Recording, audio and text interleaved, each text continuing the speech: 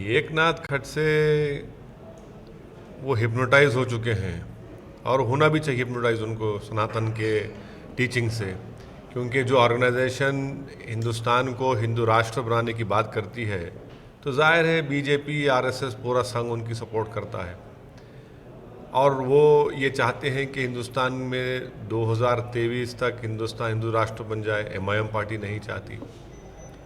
वो जिस ऑर्गेनाइजेशन की तायीद कर रहे हैं खडसे, वो रिजर्वेशन के ख़िलाफ़ हैं। एमआईएम पार्टी रिजर्वेशन की बात करती है। तीसरा वो इस बात को वो वर्ना सिस्टम की तायीद करती है ऑर्गेनाइजेशन, जो खडसे साहब बैन नहीं लगाना चाहते। एमआईएम पार्टी उसके ख़िलाफ़ है। वो ऑर्गेनाइजेशन इंडिया के इलेक्टोरल सिस्टम को इंडिया के कल्चर के ख़िलाफ़ कहती है। हम इंडिया के इलेक्शंस में हिस्सा लेते हैं क्योंकि हमको हमारी पार्लियामेंट्री डेमोक्रेसी पर भरोसा है। हम दलित और मुस्लिम की बात करते हैं, उनके एम्पावरमेंट की बात करते हैं।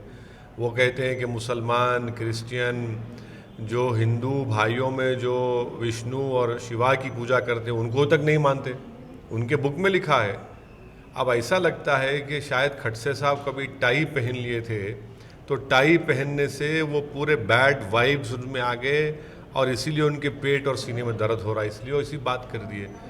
ठीक है, अच्छा है, एक मिनिस्टर होने के बावजूद भी और पंसरे और दाभोलकर के कातिल को पकड़ा गया।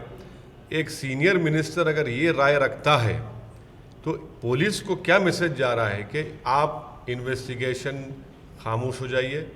मुझे पूरा यकीन है कि जो आदमी पकड़ा गया, सज़ा तो दूर की बात, उसको 90 दिन के टाइम गुजरने के बाद उसको बेल भी हो जाएगी और वो एक्सोनरेट भी हो जाएगा।